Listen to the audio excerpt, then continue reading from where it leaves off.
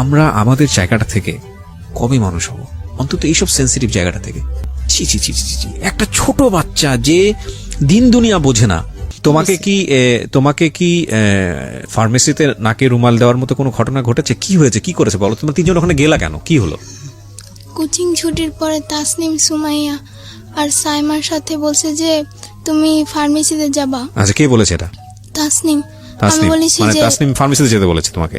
জি। তো তুমি ছুটির পরে তো বাসায় যাবা, তোমাকে ফার্মেসিতে যেতে বললো কেন? বলছে যে ফার্মেসিতে না গেলে আমার ভিডিওটা ইন্টারনেটে ছেড়ে দেবে। ভিডিও বলতে কিসের ভিডিও? দাঁড়াও দাঁড়াও দাঁড়াও, 1 মিনিট, তুমি বলো। হ্যাঁ, কিসের ভিডিও? একটা খারাপ ভিডিও। কি ভিডিওটা কে করেছে তোমার? না, তোমরা কোনো হেল্প করো না, ওকে বলতে দাও না, ওকে বলবো। হ্যাঁ, ভিডিওটা তাসনিমের আম্মু করছে। কিভাবে করেছে ভিডিওটা? আপনারা কোনো কথাই বলেন না, হ্যাঁ, একদম চুপ থাকেন। হ্যাঁ, প্রথম মডেল টেস্ট পরীক্ষার। ওকে, সো তুমি বলো কি হয়েছে ক্লাস 5 এ যখন পড়ছিল? যখন আমার বোন ক্লাস 4 এ পড়তো, 4 এ, রাইট, দোলাইপাড় সরকারি প্রাথমিক বিদ্যালয়। আচ্ছা, তোমার স্কুলের টিচাররা তো সবাই ইনফর্ম এই ঘটনার প্রেক্ষাপটে? ওকে, ঠিক আছে, বলো। তখন ওই 4 এর ক্লাসে ফেব্রুয়ারি মাসের 20 তারিখে ওর ক্লাসমেট একটা নতুন মেয়ে ভর্তি হয়। ওরা আসে কদমতলী থানা থেকে শ্যামপুর থানায়। তো আসে, ওর সাথে ভর্তি হয়, ওর সাথে বন্ধুত্ব হয়। আচ্ছা, আমাদের বাড়ির সামনেই, স্কুলের সামনেই। তখন ওর সাথে বন্ধুত্ব হয়, মেয়েটা আমাদের বাড়িতে আসে। তখন মানে জানতে পারলাম যে মেয়েটার মা ডাক্তার, একটা সাইনবোর্ড লাগানো আছে বাড়ির মধ্যে, উনি শিশু এবং গাইনি ডাক্তার। উনি ঘরের মধ্যে রুগী দেখে। ওনার বাড়ি নোয়াখালী, লক্ষ্মীপুরে। জি। তখন উনি মানে ওনার সাথে, ওনার মেয়ে দেখলাম ভালো, উনিও দেখলাম ভালো, তো মিশতে দিলাম আমরা ওই মেয়েটার সাথে। তারপরে উনি আমাকে একদিন একটা প্রস্তাব দিল। ওই তাসনিম, মেয়েটার নাম তাসনিম, আর ওর মার নাম হলো খন্দকার জান্নাতুল ফেরদাউস। ওই খন্দকার জান্নাতুল ফেরদাউস আমাকে একটা প্রস্তাব দিল ওনার মেয়েকে পড়ানোর জন্য। ক্লাস 4 এ যখন শেষ পর্যায়ে, শেষ দিকে, তখন আমি রাজি হলাম যে আমার বাড়ির সামনেই তো পড়াই আমি। তো ওনার মেয়েকে আমি 3 মাস পড়িয়েছি। পড়ানোর পরে আমি দেখতে পেলাম যে ওনাদের ঘরে অনেক লোকজন আসে, আর ওনাদের ঘরে মেয়ে থাকে, বলে যে আমার বোনের মেয়ে। লোকজন আসে, আর উনি আমাকে মানে অনেক ধরনের কথা বলতো, যেগুলো আমার মানে একটু খারাপ লাগতো। যেমন বলতো যে আমার একটা গেস্ট আসছে, তো এজন্য আমি একটু পরিপাটি হচ্ছি, আমার অনেক ভদ্র গেস্ট। আবার অনেক মাঝে মধ্যে অনেক ফোনে নোংরা নোংরা কথা বলতো। তখন মানে আমার অনেক হাজবেন্ড ছিল না বাসায়? না, ওনার হাজবেন্ড নাকি লন্ডন থাকে। তো ওনার মেয়েকে 3 মাস পড়ানোর পর আমার মাকে আমি এসে বলেছি যে মা, এরকম এরকম ওনার ঘরে লোকজন আসে। তখন আমার আম্মু বলছে যে তাহলে হয়তো বা মহিলাটা ভালো না, পড়ানো ছেড়ে দাও।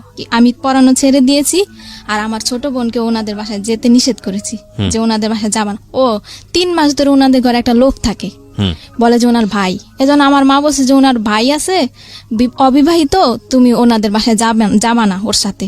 আমার ছোট বোন নিষেধ করা হয়েছে ওদের বাসায় যেতে না। এখন 5 এ উঠছে, আমার বোন উঠছে, আর ওই তাসনিম, যে মেয়েটা তাসনিম, ও এখন 5 এ উঠার পরে ওই মহিলা কিন্তু আমার ছোট বোনের অনেক খোঁজ খবর নিত ক্লাস 4 এর থেকেই। আর ওনার নাম্বারটা আমার কাছে ছিল, ওই যে আমি যে ওনার মেয়েকে পড়িয়েছি তখন ওনার নাম্বারটা আমাদের মোবাইলে সেভ করা ছিল। ওই তো আমাদের নাম্বারে ফোন দিয়ে আমার মাকে জিজ্ঞেস করতো, আমাকে রাস্তায় দেখা হইলে জিজ্ঞেস করতো। ছোট বোনের শুধু খবর নিত উনি, যে ওর কি খবর, ওর কি খবর, মোবাইল করে করেও। তো ওর সাথে কি হয়েছে আমরা জানি না। নভেম্বরের 8 তারিখ বৃহস্পতিবার ছিল, ওই দিন কোচিং ছুটি হয়েছে 3টায়। স্কুলেই কোচিং করে, এজন্য আমরা টাকাও দেই। সরকারি স্কুল, কোচিং বাধ্যতামূলক। তো আমরা টাকা দেই, কোচিং করে। ওই দিন 3টা বাজে কোচিং ছুটি হয়েছে। এমনি অন্যান্য দিন 4টায় ছুটি হয়, তো একটু দেরি হয়েছে। ও আমাদের বাড়ির সামনে আবার থাকে আরেকটা মেয়ে, মারিয়া ওর নাম। তখন মারিয়াকে ডাক দিছি আমি, যে মারিয়া, আমার ছোট বোন তো তোমার সাথে আসে প্রতিদিন, আজকে আসে নাই কেন? বলে যে ও তো আগেই চলে গেছে, কে যেন বলছে যে ও আগেই চলে গেছে। তখন আমি আমার আম্মুরে পাঠাইছি যে আম্মু যাও, তুমি স্কুলে যাও। পরে স্কুলে গেছে, স্কুল পুরা খুঁজছি আমরা, মানে প্রাথমিকভাবে যাদেরকে কাছে পাওয়া হয়েছে সবাইকে জিজ্ঞাসাবাদ করছে আমার আম্মু। স্কুলের প্রধান শিক্ষক সালাউদ্দিন, ওনাকেও বলছে আমার আম্মু, কিন্তু উনি কোনো গুরুত্ব দেয় নাই বিষয়টা। মানে একটা স্টুডেন্ট যে হারানো গেছে, উনি কোনো গুরুত্বই দিল না যে একটা মেয়ে মানে ওর সাথে খারাপ কিছু হইতে পারে। আমার কিছু দায়িত্ব আছে, আমি যে প্রধান শিক্ষক, আমি কিছু দায়িত্ব পালন করি। উনি ওনার মতো বাচ্চা পড়াচ্ছে ঘরে। তখন স্কুলে, ওই স্কুলের আরেকটা ম্যাডাম, ইংরেজি ম্যাডাম জাকিয়া ম্যাডাম, ওনার কাছে আমার বোন ক্লাস 4 এ থাকতে পড়েছিল। ওই ম্যাডামটা একটা ছেলে পাঠায়, ওই ছেলের নাম হলো আসিফ। ওই ছেলেটা ওদের ক্লাসমেট। ওই ছেলেটা আমাদের বাসায় আসে, আসার পরে বলে যে আন্টি চলেন ওই পারে যাব সুমাইয়াদের বাড়িতে। সুমাইয়া জানে মানে আপনার মেয়ে, ছোট মেয়ে কোথায় আছে। তখন আমার আম্মু বলে যে- সুমাইয়াটাকে সুমাইয়া হলো ওর ক্লাসমেট। তখন মানে আমার আম্মু গেল ওই পারে, গিয়ে জিজ্ঞাসাবাদ করলো যে তুমি কি জানো? কতক্ষণ ধরে ওকে পাওয়া যাচ্ছে না? 3টা বাজে ছুটি হয়েছে, ছুটির পরের এক থেকে ঘন্টার মধ্যে পাওয়া যাচ্ছে জি, না, জি, ওই জি। 1 ঘন্টার মধ্যে খোঁজাখুঁজি শুরু হ্যাঁ, করেছেন। আমরা খোঁজাখুঁজি শুরু। Okay. তারপরে আমার আম্মু জিজ্ঞাসাবাদ করা হয়েছে, এই সুমায়ার পায়ে পর্যন্ত ধরছে। আমার আম্মু বলছে যে মা তুমি যদি কিছু জানো আমাকে বলো মা, আমার মেয়েটা তো 1 মিনিটও দেরি করে না কোনোদিনও, আর কোথাও যাওয়ার মেয়েও না, আমার মেয়ে তো ছোট, আমার কোনো আত্মীয় স্বজনের বাসা আমি ছাড়া তো যায় না। হ্যাঁ, পরবর্তীতে ওই মেয়ে পুরোপুরি অস্বীকার করছে, বলে যে আন্টি আমি কিছুই জানি না। তখন ও বলছে আমার আম্মু আমাকে ফোন দিছে, তখন আমি বলছি যে তুমি পুলিশের ভয় দেখাও। ওর ক্লাসের কেউ না কেউ তো জানে ওর সম্বন্ধে কিছু, যে ও কোথায় যেতে পারে। তখন আর ওই মেয়েটাকে আমার সন্দেহ হয়েছে কেন, ওই দিন যেদিন ও হারাইছে ওই দিন সকালবেলা আমি যে স্কুলে গিয়ে আমার বোনকে দেখে আসছি, দেখছি যে ওই দিন ও সুমায়ের সাথে বসছিল, সুমায়ের সাথে বসেছিল আমার বোন। আর আমার বোনের ফ্রেন্ড হলো তাসনিম। ওকে। তাসনিম হলো ওর অনেক ঘনিষ্ঠ ফ্রেন্ড, সবসময় শুধু তাসনিমের সাথেই থাকতো। তারপরে আমার আম্মু বললো যে পুলিশ যখন আসবে, যখন ডান্ডার বাড়ি দিবে, তখন সত্যি কথা ঠিকই বলবা। মানে একটু ভয় দেখালো আমার আম্মু, ওকে কিন্তু আমরা সন্দেহ করি না, মানে এমনি প্রাথমিকভাবে জিজ্ঞাসাবাদ করলাম যে কিছু জানে কিনা। তখন ওই সুমায়ের আম্মু বললো যে পুলিশ আমাদের হারে থাকে, মানে ও মহিলা খারাপ ব্যবহার করলো। আর এর আগে তাসনিমকে কিন্তু প্রথম জিজ্ঞাসাবাদ করা হয়েছিল, আমি ভুলে গেছি তাসনিমকে, কারণ ও কিন্তু তাসনিমের সাথেই চলে। তাসনিমকে আমার মা হারানোর পরে ফোন দিছে তাসনিমের আম্মুকে, তাসনিমদের বাসায় যাওয়া হয়েছে। তাসনিমদের বাসায় তাসনিমও নাই, তাসনিমের মাও নাই। আমার আম্মু ফোন দিছে, আপা আপনি কোথায়? বলে যে আমি তো আমার মেয়ের নিয়ে সাবান ফ্যাক্টরি গলিতে রুম দেখতেছি। তারপরে উনি আসছে, কিছুক্ষণ পর আইসা আমাদের বাড়িতে আসছে উনি ওনার মেয়ের নিয়ে। আমি আমাদের ঘরে যখন ঢুকছি ওনার মেয়ে আর উনি কিন্তু আমার মাকে কোনো সান্ত্বনা দেয় নাই, কোনো কথাও বলে নাই যে ভাবি চলেন আমরা থানায় যাই জিজি করি, কি চলেন আমরা কোনো বান্ধবীদের বাসায় খুঁজি। উনি কিন্তু কিছুই বলে নাই আমার আম্মুকে। আমার আম্মু তো নিচে পড়ে কান্না করতেছে, আর আমিও কান্না করতেছি। আর তাসনিমরে আমি এখন জিজ্ঞাসাবাদ করতেছি যে আপু তুমি কি কিছু জানো, আপু বলো আমারে। বলে যে না আপু আমি কিচ্ছু জানি না, ও ওদের ওই প্রেম গলিতে গেছে, আমি আমাদের গলিতে গেছি। তাসনিমকে আমি কেন সন্দেহ করেছি, এর মধ্যে একটা কারণ আছে। কারণ যখন মানে আমার ছোট বোন কোচিং এ বাসায় কিন্তু এসে খেয়ে আবার কোচিং এ যেত, কোচিং এ যাওয়ার সময় ওর ব্যাগ থেকে একটা চিঠি পড়ে গেছে। চিঠিটার মধ্যে 3টা মেয়ের নাম উল্লেখ ছিল, ফারিহা, রাজিয়া আর তাসনিম। চিঠিটা ও তাসনিমের কাছে লিখেছে, আমার বোন তাসনিমের কাছে লিখেছে যে প্রিয় তাসনিম, আশা করি ফারিয়াকে নিয়ে ভালোই আছো। আর রাজিয়ার নাম এই চিঠিটার মধ্যে কিন্তু কোনো ছেলের নাম উল্লেখ নাই। তাহলে আমরা কিভাবে সন্দেহ করি যে আমার বোন কোনো ছেলের সাথে যেতে পারে? তাসনিম কিন্তু লিখছে। তখন আমি চিঠিটার কথা গোপন রাখি, তাসনিমের কাছে বলি না যে আমি একটা চিঠি পাইছি, চিঠিটা আমি দেখাইও নাই। কিন্তু আমার পুরোপুরি সন্দেহ হয়েছে যে তাসনিমই জানে যে আমার বোন কোথায় আছে, আর তাসনিমের মাই নিছে আমার বোনকে। তখন আমি আমার মাকে আমি বলছি যে তুমি এখনই থানায় যাও, গিয়ে জিটি করো। কিন্তু আমার আম্মু থানায় যায়নি। তখন আমার আম্মু তখন কি করছে, আমার মানে আত্মীয় স্বজন সবাইকে ফোন দিছে, সবাই অলরেডি চলে আসছে। আসার পরে আমার বড় বোন মানে বড় খালার ছেলে একটা মাইক ভাড়া নিছে দোলাইপার ওই পারে 1 নাম্বার গলি থেকে মাইক ভাড়া নিছে। ওই 1 নাম্বার গলিতে কিন্তু আমার বোনটা ছিল, যেই জায়গা থেকে আমরা মাইক নিছি ওইখানেই আমার বোনটা ছিল। ওইখান থেকে কুতুবখালী 1 নাম্বার গলি, 2 নাম্বার গলি, ডিপটির গলি, কুতুবখালী, দোলাইপার, মিরাজির বাগ পুরা কিন্তু আমরা মাইক দিয়ে অ্যালাউন্স করছি। স্কুলের হেড স্যার কিন্তু কোনো পদক্ষেপ নেয় নাই, আর আমার আম্মুকে একটা ফোনও দেয় নাই, হেল্পও করে নাই। উনি কিন্তু বাচ্চাই পড়াইতেছে। স্কুল থেকে হারিয়ে গেছে কোচিং এর থেকে স্কুলে কোচিং বাধ্যতামূলক, জি বাধ্যতামূলক, এবং কি আমরা টাকা দেই। কোচিং করতে চাইতাম না, বইরা বাইরেই তো ব্যাগ দিয়া আমার বাচ্চা না সবার বাচ্চা। কোচিং না করলে বাচ্চাদেরকে কম নাম্বার দেওয়া হয় এবং ফেল করিয়ে দেওয়া হয় এবং বাচ্চাদের উপর টর্চার করা কি হয়। দুর্ধর্ষ, কি অমানবিক। এবং আমরা কবে আসলে এই জায়গাটা থেকে বেরোতে পারবো? না না না, আমি আপনার বড় মেয়ের কাছ থেকে শুনতে চাই, আপনাকে আমি ফ্লোর দিব পরে আবার। হ্যাঁ বলেন। তারপরে আমার আম্মু গেল হেড স্যারের বাড়িতে। আবার হেড স্যারের বাড়িতে যাওয়ার পরে আমার আম্মু হেড স্যারের সাথে কথা বলতে চাইলো। হেড স্যারের দেখে যে বাচ্চা পড়াচ্ছে।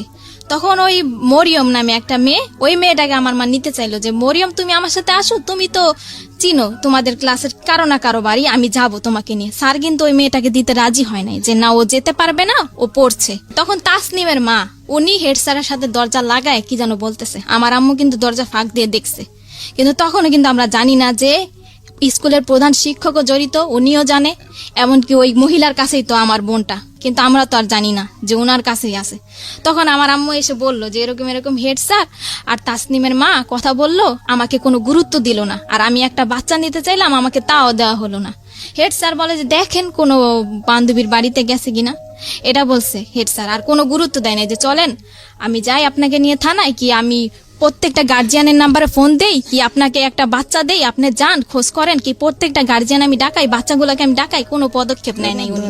তখন আমার আম্মু মাইক দিয়ে অ্যালাউন্স করার পর থানায় গেল, সাধারণ জিডি করলো একটা রাতে 10টা। রাত্রে তখন 10টা বাজে। আচ্ছা। সাধারণ জিডি কোন করার পর থানায় হয়েছে এটা? শ্যামপুর থানা।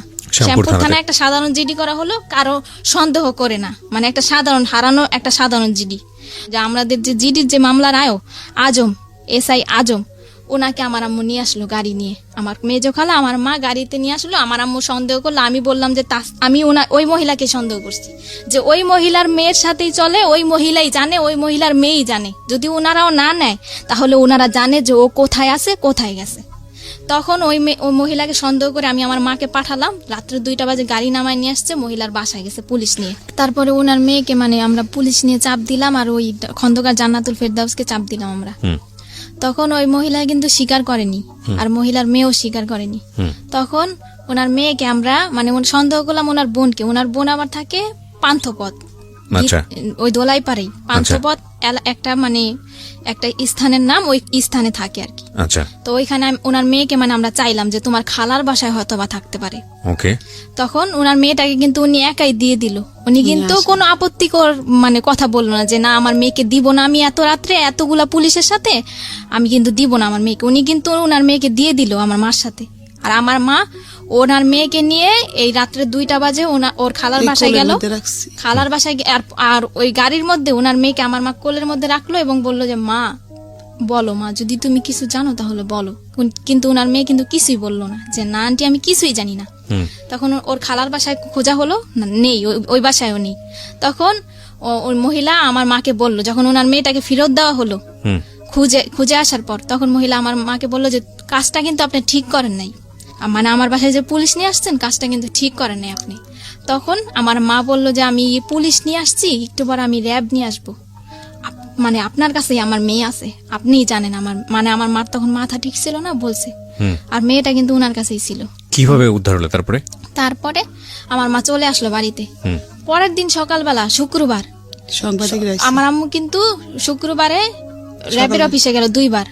এর মধ্যে আমার ছোট খালা মানে মিডিয়ার লোকদের খবর দিল, 71 চ্যানেলের একজন রিপোর্টার, আর টুটুল উনি বিজয় টিভির, আর দৈনিক দিন প্রতিদিনের পত্রিকার একজন, এই 3 জন আর কি আমাদের পাশে এসে দাঁড়ালো আর কি, সান্ত্বনা দিল আমার মাকে যে আপা কান্নাকাটি করেন না, আপনার মেয়েকে পাবেন। 2 দিনে আমরা র্যাবের অফিসে গেলাম। ওই টুটুল বিজয় টিভির সাংবাদিক, ওনাকে নিয়ে, উনি সাক্ষী, কেসের সাক্ষী ওনারা। আচ্ছা আচ্ছা। তো ওই দিন শুক্রবার আর মহিলার কাছে গিয়েছে ওনারা সকালবেলা, ওই মিডিয়ার লোকেরা, মিডিয়ার লোকদের সাথে ওই মহিলা অনেক খারাপ আচরণ করছে, এগুলো ভিডিও ফুটেজ ওই সাংবাদিকদের কাছে আছে। তারপরে ওই শুক্রবার সন্ধ্যা 7টায় আব্দুর রব নামের একজন লোক আসলো, এসে আমাদের দরজা টোকা দিল। সন্ধ্যা তখন 7টা। তখন বললো এই রুমে কি কাপড় বিক্রি করে সেই মহিলা থাকে? তখন আমার আম্মু বললো যে হ্যাঁ আমি বিক্রি করি, আমি থাকি। আব্দুর রবটা কি জানো? আব্দুর রব যে বাসায় ওরা রাখছে, যে বাসায় ছিল 30 ঘন্টা, ওকে ওকে, হ্যাঁ। ওই আব্দুর রব বলে। আমার আম্মু বলে কি ওই লোকটা বলতেছে যে আপনার মেয়ে আমার বাসায় আছে, আমার কাছে আছে। তো আমার আম্মু বলে যে আপনার বাসায় আছে, আপনার বাসা কোথায়? বলে যে আমি তো মেম্বরের বাড়িতে থাকি। তা আমার আম্মু বললো মেম্বরের বাড়িতে এই যে আপনি কাছে থেকে আমার মেয়েটা দিলেন না, আপনি কি? বলে যে না আমি তো 7 তলায় থাকি। বলে যে কোন 7 তলায়? বলে যে না আমি তো 1 নম্বর গলিতে থাকি। লোকটা কয় ধরনের কথা বলা শুরু করছে। আর বলে যে আপনার মেয়েটা আমার মেয়ের সাথে চলে গেছে, আপনি নাকি অনেকে মানে মারধর করেন মেয়েকে, আমার কাছে আশ্রয় চেয়েছে, আমি আশ্রয় দিয়েছি। ওনার স্ত্রীকে ফোন দিল, কোথায় তুমি? আসলো আমার বোনটাকে নিয়ে আসলো। আমার বোনটা কে 2টা পুরুষ লোক ধরে ধরে নিয়ে আসছে, আমাদের দোতলার ভাড়াটিয়ারা সবাই সাক্ষী। তখন সবাই মানে ওই লোকটা যে এসে বললো, সবাই কিন্তু দরজা খুলে ফেললো, সব কথাই। আমার বোনটা কাঁপতেছে, প্রচন্ড কাঁপতেছে, মানে যাকে দেখে তাকেই ভয় পায়, আর শরীরে অনেক জ্বর ছিল আমার বোনের। তখন লোকটা কিন্তু ঘরের ভিতরে ঢুকতে চাইলো না। আমার আম্মু অনেক কষ্টে আর আমি অনেক কষ্টে বললাম যে আঙ্কেল আপনাকে কিভাবে ধন্যবাদ জানাবো, আপনি একটু বসেন, কিছু খান আপনি। লোকটা কিন্তু ঢুকতে, এই মহিলা তোর বাচ্চাটা ফেরত দেওয়া কি আমার অপরাধ হইলো? মানে উনি কি আবল তাবল কথা বলতেছে। তখন ওনাকে বসালাম। আমার আম্মু বলে যে আমার গার্জিয়ান আসবে, আমার গার্জিয়ানের বুঝিয়ে দিবেন আমার মেয়েকে। তখন আমরা মিডিয়ার লোকদেরকে খবর দিলাম, ওই যে আমাদেরকে সান্ত্বনা দিয়েছিল, আমাদের পাশে দাঁড়িয়েছে, আর আমার খালা, আমার আত্মীয় স্বজন সবাই আসলো। ওই আয়োর যে মামলার যে আজম এসআই, ওনাকেও খবর দেওয়া হলো, আমার আম্মু খবর দিল, স্কুলের প্রধান শিক্ষককেও আমার আম্মু খবর দিল, কিন্তু ওই খন্দকার জান্নাতুল ফেরদৌসকে কিন্তু আমার আম্মু খবর দেয়নি। আর উনি কিন্তু এই একদিনের মধ্যে আমার আম্মুকে কোনো ফোনও দেয়নি, কোনো খোঁজ খবরও নেয়নি, এমনকি কোনো সাহায্য করে নাই। ওই খন্দকার জান্নাতুল ফেরদৌস আমার বোন ঘরে ঢুকার 5 মিনিটের মধ্যে উনি এসছে 3টা মেয়ে নিয়ে। উনি কিভাবে জানলো যে আমার বোনটা ঘরে আসছে? বড় বড় 3টা মেয়ে, 3টা মেয়ে নিয়ে আসছে। 3টা মেয়ে এসে মানে আমার মার সাথে ঝগড়া শুরু করছে যে কেন আমার মা পুলিশ নিয়ে গিয়ে ওই মহিলার বাসায় খুঁজতে গেছে। তখন আজম যে কেসের যে আয়ো, উনি বলল যে আপা দেখেন, আপনার মেয়ে যদি হারানো গেত তাহলে আপনিও খুঁজতে আসছেন, ওনার মনের অবস্থাটা আপনি বুঝেন। তখন খন্দকার জান্নাতুল ফেরদৌস বললো আমি আজকে অ্যাকশন নিব, আমার মান ইজ্জত কিছু রাখে নাই, পুলিশ নিয়ে আমার বাড়িতে গেছে। এই পরে আজম বলল যে দেখেন, আপনি বাচ্চা নিয়ে বড় কথা বলবেন না, আর ওনার মনের পরিস্থিতিটা বুঝেন, আপনি কি অ্যাকশন নেবেন, এইগুলা কোন ধরনের কথা বলতেছেন? মানে আমি যেটা বুঝতে পারছি, তখন পর্যন্ত আপনারা কেউ জানেননি যে ওর সাথে কি হয়েছে। না, ও জানে না, ও জানে সব। আপনারা নরমালি যেটা জানেন যে ঠিক আছে, মানে বাচ্চা পাইছি, সুতরাং এটাই অনেক বড় কিছু। হ্যাঁ বলেন। তারপরে কথাবার্তা শেষ করে ওই 3টা মেয়ে কিন্তু ঝগড়া করছে, আর বাড়ির ভাড়াটিয়াদের গেট টোকায় আমার আম্মুর নামে খারাপ খারাপ মন্তব্য করেছে, এমনকি ঘরের মধ্যে আমার আম্মুর সাথে ঝগড়া করছে, গায়ের মধ্যে হাত তুলতে পর্যন্ত আসছে। রাজিয়া, সুরমা জাহান রাজিয়া, মহিলার যে সহযোগী ফার্মেসিতে কাজ করে, ওই রাজিয়া মহিলা কিন্তু কোনো কথা বলে না, ওই 3টা মেয়েই কথা বলতেছে। আর মিতু আসছে, মিতু নাকি ওনার বোনের মেয়ে। মিতু এসে বলতেছে যে গণতান্ত্রিক বাংলাদেশে বিনা কারণে কাউকে জেল খাটানো যায় না, এখানে কিন্তু কোনো জেল খাটানোর কথা উঠে না। ওনারা কিন্তু নিজে নিজে একটা আওয়াজ হচ্ছিল। হ্যাঁ, তারপরে কি হলো? হ্যাঁ, তারপরে ওনারা সবাই চলে গেছে, কেসের আয়ও চলে গেছে।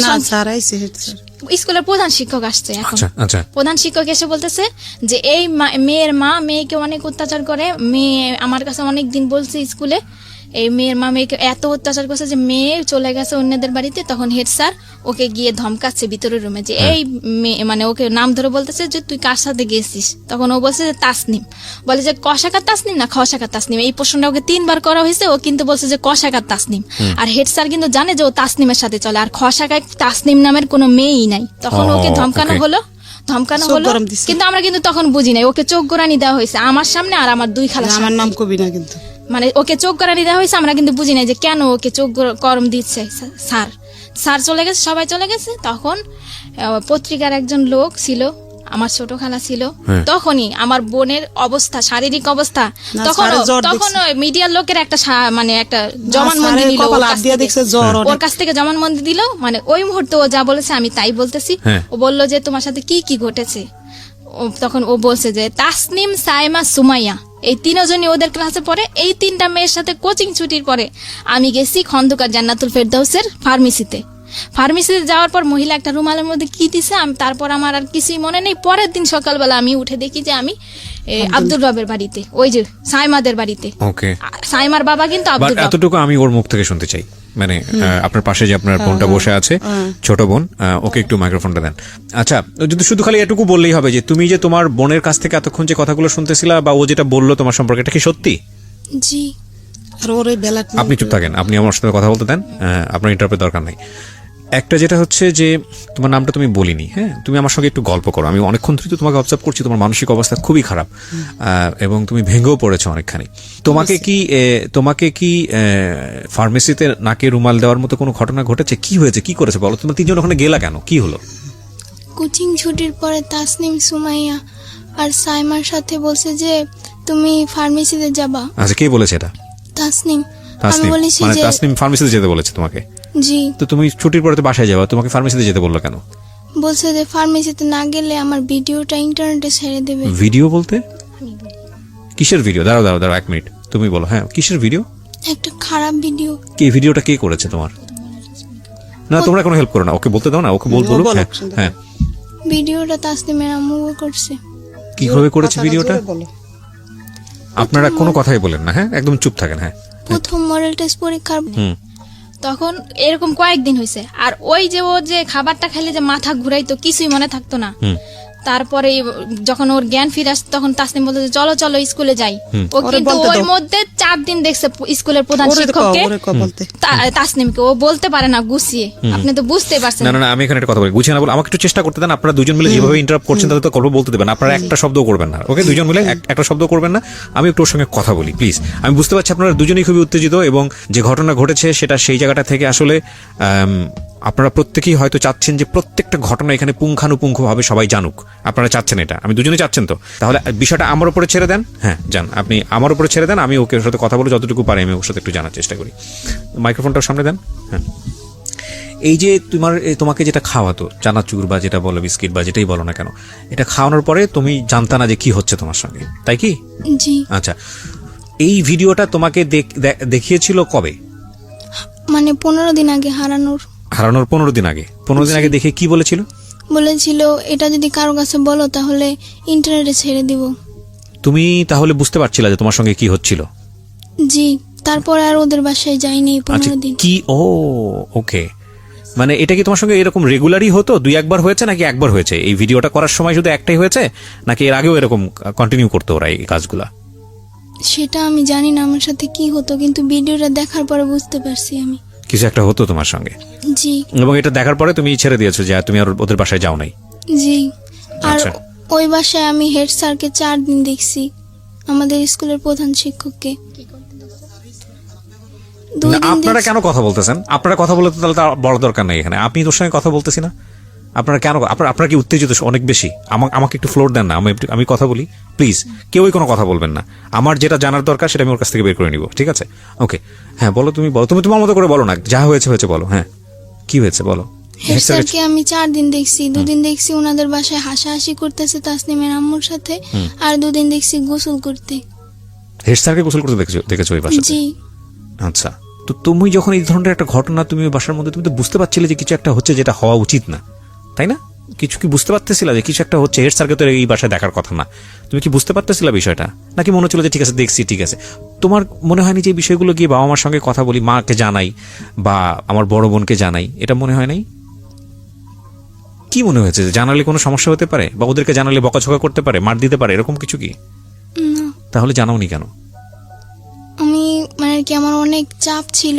কি ধরনের চাপ বলো তো? তোমার মা যদি তোমাকে বকাঝকা করে এটা বলতে কোনো সমস্যা নাই, পৃথিবীর সব মাই তার বাচ্চাদেরকে শাসন করে, টেনশন করার কোনো কারণ নাই, ঠিক আছে? তুমি আমাকে দিল খুলে বলো, হ্যাঁ মন খুলে বলো, কি হয়েছে তোমার সঙ্গে, কিসের চাপ ছিল?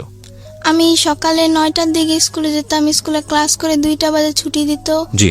ছুটি দেওয়ার পর বাসে যেতাম খাবার খেয়ে, তারপরে 3টা বাজে আসতাম, 4টা বাজে ছুটি দিত কোচিং এ। আচ্ছা, তারপর আবার হেড স্যার একজন শিক্ষক টিচার খুঁজে দিছে, হ্যাঁ, তার কাছে পড়তাম 7টা থেকে 8টা পর্যন্ত 1 ঘন্টা। আচ্ছা তারপর আবার বাসায় পড়তাম, কোনো বলার সুযোগ ছিল না। আচ্ছা। আর এছাড়া আমি আমার মাকে বলছিলাম যে আমার পেটে নিচে প্রচুর ব্যথা করে, আমার আম্মু বলে যে গ্যাস্ট্রিকের ব্যথা, এই কারণে। তার মানে তোমার সঙ্গে যখন এই ঘটনাগুলো ঘটতেছিল, যখন তুমি বুঝো না বিষয়টা, তখন তুমি বাসায় বলেছো যে তোমার এটা ব্যথা করে, কিন্তু তোমার মা এই জিনিসটাকে বেশি আমলে নেয়নি, তাই কি? জি। আচ্ছা, তারপর কি হলো? ঠিক আছে, গ্যাস্ট্রিকের ব্যথা, কোনো ট্যাবলেট দিয়েছিল? হ্যাঁ, গ্যাস্ট্রিকের ট্যাবলেট দিয়েছিল, বলেছিল এটা খেলে হয়তো তোমার ব্যথা সেরে যাবে। আচ্ছা, তারপরেও ব্যথা সারেনি, প্রচুর ব্যথা করতো। তুমি কি কখনো এরকম কোনো কিছু দেখেছো? মানে আমি তোমাকে এই জিনিসটা জিজ্ঞেস করছি যেটা আমার জায়গা থেকে 100% ক্লিয়ার হওয়ার জন্য, কারণ আমি জানি এরপরে তোমাকে পুলিশে জেরাতে নেওয়া হয়েছে, সেখানেও অভিজ্ঞতা ভালো না তোমাদের, আমি গল্পটা জানি, যে কারণে আমি একটু আমার জায়গা থেকে একটু বিষয়টা ক্লিয়ার করতে চাই। তুমি কি কখনো এমন কোনো বিষয় দেখেছো তোমার শারীরিকভাবে যেটা তোমার কাছে খুব অস্বাভাবিক মনে হয়েছে, ভয়ঙ্কর মনে হয়েছে? এরকম কোনো বিষয় কি তুমি দেখেছো কখনো? নিজে থেকে অবজার্ভ করেছো কখনো? না। এরকম কোনো কিছু অবজার্ভ করনি। এখানে একটা নোটিস করার মতো বিষয় আছে প্রিয় শ্রোতা, সেটা হলো যে যাকে ওনারা অ্যাকিউজ করছেন, আমি কিন্তু আবারও বলেছি, অনুষ্ঠানের শুরুতেই বলেছি, এটা এখন পর্যন্ত প্রমাণিত না, যাকে ওনারা অ্যাকিউজ করেছেন তিনি একজন ডক্টর ছিলেন, তথাকথিত ডক্টর, যেটাই বলি না কেন, কোনো পত্রিকার রিপোর্ট এসছে উনি একজন ভুয়া ডাক্তার, তো ইনি একজন ফার্মাসিস্ট ছিলেন, যাই থাকুক না কেন। সুতরাং এই ধরনের বিষয়গুলো সম্পর্কে ওনার মোটামুটি একটা ভালো দখল ছিল। তো তোমাকে ভিডিও দেখানোর ভয় দেখাচ্ছে 15 দিন আগে, এই ভয়টা ওরা কেন দেখিয়েছে সেটা আমি জানি না।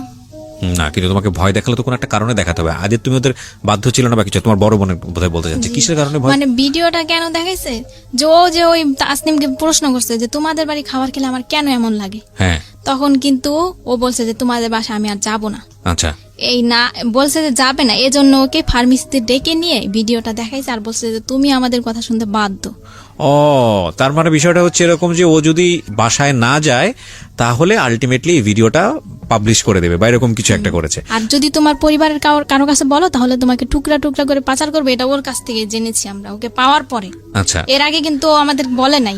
তার মানে এই জিনিসটা খুব প্ল্যান ছিল আপনাদের কথা অনুযায়ী, এবং এটা অনেক দিন ধরে ওর সঙ্গে হয়েছে। জি। তো নোটিশ করেছে আপনাদের বাসাতে যে আমার তলপেটে ব্যথা করছে, যেটা খুব জি, আমি স্বাভাবিকভাবে আমরা বলতাম যে তুমি হাত ধো না ও, আর তুমি পানি খাও না, এজন্য তোমার পেটে পানি ব্যথা কম করে। খাইতো। আর প্রচন্ড আজকে- পেটে ব্যথা কান্না করতো।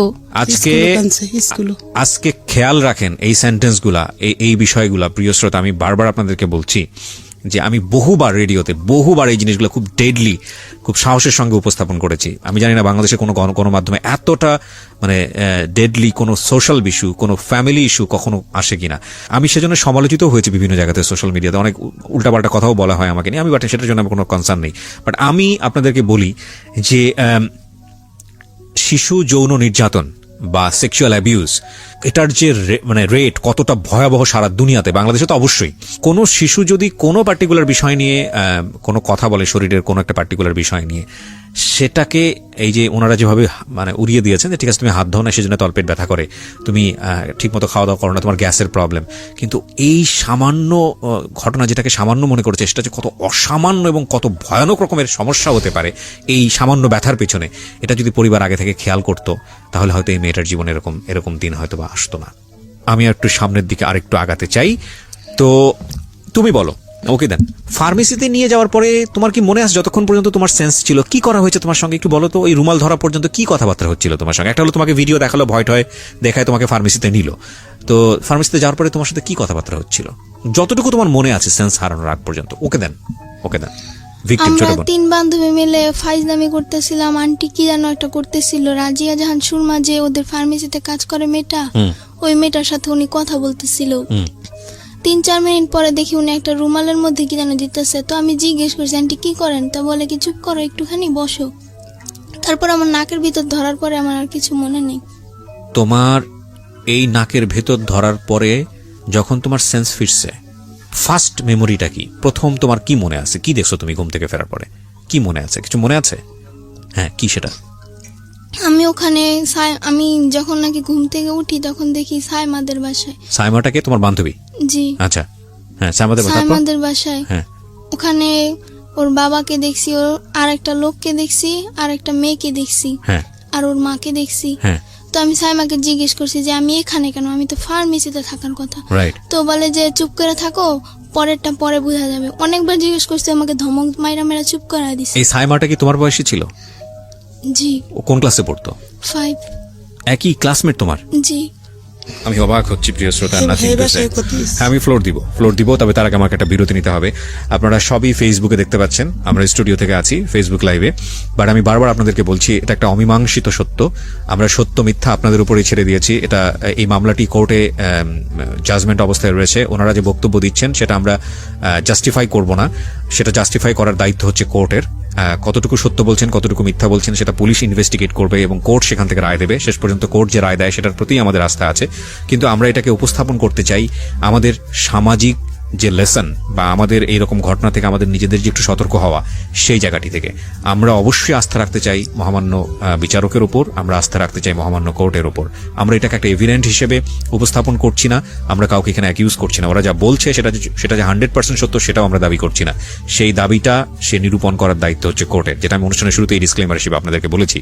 তবুও আজকে ওরা যা বলছে সেটা বিশ্বাস অবিশ্বাসের জায়গায় আপনি ব্যক্তিগতভাবে রাখতে পারেন, রেখে আপনার না যে ওর সাথে কি হয়েছে ওকে না ঢাকা মেডিকেলে কেন নিবেন আপনারা? তো তখন পর্যন্ত ধরেন যেটা জানলেন জ্বর, ওকে পাইছেন, তাতেই আপনারা খুশি। আশেপাশে কিন্তু ওকে ওইরকম কোনো ডাক্তারখানা নাই, শুধু ফার্মেসি। আমরা কি ওকে কাঁপতেছিল? জি, ওকে ও কাঁপতেছিল। ওর কোনো শারীরিক ওটা ভাবেন নেই, ভাবছেন যে ওকে ট্রিটমেন্ট করা দরকার? জি, আচ্ছা, প্রচন্ড জ্বর ছিল ওর। আচ্ছা, এমনকি হেডমাস্টার নিজে ওর মাথায় হাত দিয়ে দেখেছে যে ওর জ্বর ছিল। আচ্ছা, তখন ওকে আমরা ঢাকা মেডিকেল নর্মালি নিলাম আর কি।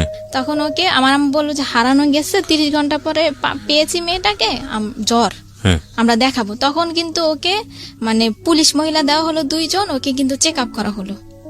আচ্ছা, ওই মেডিকেল থেকে দেওয়া হলো? জি জি, চেক আপ করা হলো। চেক আপ করার পরে ওকে ওসিসি তে দেওয়া হলো। আমরা কিন্তু ওসিসি চিনি না, আচ্ছা, ওকে ওসিসি তে দেওয়া হলো। ওসিসি তে ভর্তি করার পরে আর ওই মহিলা চেক আপ করার পরে বলছে যে আপনার মেয়ে তো মানে হয়েছে, ওর সাথে খারাপ কিছু হয়েছে। একের অভিজ্ঞ এটা কে বলেছে? পুলিশ বলেছে নাকি? মানে চেক আপ করার পরে আমরা কিন্তু বলছি যে হারানো গেছে মেয়েটা, জ্বর আমরা দেখাবো। ও মানে মেডিকেল বলি থেকেই তাই। বললো যে জি, আমার হ্যাঁ, দেশে হ্যাঁ বলেন বলেন হ্যাঁ আমি রুমের ভিতরে মানে ডাক্তার নাই ওদিন শুক্রবার বন্ধ, ডেলিভারি রুগী অগল ঢুকছে সমানে তো ডাক্তার নাই। তারপর একজন ডাক্তার আসছে ডেলিভারি রুগী থেকে ওরে দেখবো, সে নর্মেলে দেখবো। দেখার পর আমি বলছি হারাই গেছে এই কথা বলছি। হারাই গেলের কথা বললে ওই জায়গা করে পরীক্ষা নিরীক্ষা করে যে হারাইয়া গেছে মানে কোনো সমস্যা হয়েছে কিনা। তখন মহিলা পুলিশ দিচ্ছে একজন আর পুরুষ পুলিশ দুইজন, এই তিনজন আমাদের সাথে এই 11টার থেকে 3টা পর্যন্ত দাঁড়াইছিল। দাঁড়াই থাকার পরে চেক করছে ওরে, আমার বইনও ছিল লগে, আমার ওই সাংবাদিক উনিও ছিল একজন পেপারের। ওইরা উনি বলে যে এই বাচ্চার সাথে তো খারাপ কিছু হয়েছে, একের অভিজ্ঞবার। তখন আমি মনোওয়ালের লগে জানেন নিজে পইরা গেছি আমার বাচ্চার সাথে কি হয়েছে। তখন আমার সকাল ওসিতে ঢুকাই দিয়েছে রাইতে 3টা বাজে। আমি রাইতে ছিলাম, সকালে বাসায় গেছি। আবার আমার আর থাকতে দিছে না ওইখানে, এখানে মা থাকতে পারে না। জি আমি বলতে চাই, আর ওকে যখন পাওয়া গেল ওই কিন্তু এই ভিডিওর কথাগুলো আমাদের কাছে বলে নাই, আচ্ছা শুধু ওই ফার্মেসির কথাই বলছে। তখনও জানেন না আপনারা তখনও আমরা জানি না যে ও কিন্তু জানে, ও জানে। তারপরে ওকে ঢাকা মেডিকেলে 4 দিন রাখা হলো, এবং কি ঢাকা মেডিকেলের পুলিশরা ছাড়পত্র দিয়ে বললো যে আপনারা কি মামলা করছেন? তখন আমার আম্মু বলে যে না, বলে যে আপনারা মামলা করেন, আসামিদেরকে আমার গ্রেফতার গা করেন। শিউরে উঠতেছে বারবার। জি তখন আমরা মামলা করতে গেলাম, আমার মার কেস নেয় না থানায়, তখন নিবে না আমার আম্মুর কেস। দারোগারে পাঠাইছে।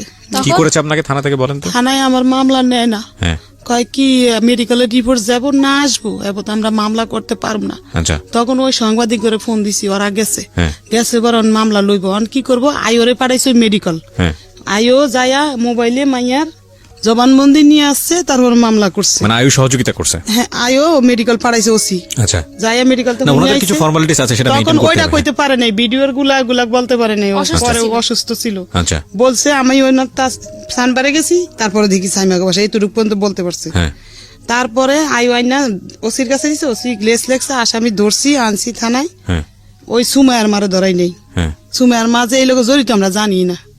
তো আপনি আসামি কাকে মনে করেন? আরেকটা আসামি কথা ওই আমি বলতে চাই। ডাক্তারের বেডি তাসলিমের আম্মু ডাক্তার, হ্যাঁ। তার সহকর্মী ওই যে ভিডিও রেকর্ডিং করছে যে মায়েরে, আর যে আব্দুল রবের বাসায় বই আবার ঘটনা হইছে ওর সাথে খারাপ কিছু, হ্যাঁ, আব্দুল আব্দুল রবরে ধরাইছি। আচ্ছা 3জন আসামিকে আপনি মামলা ধরে নিয়ে এসে পরে মামলা হয়েছে?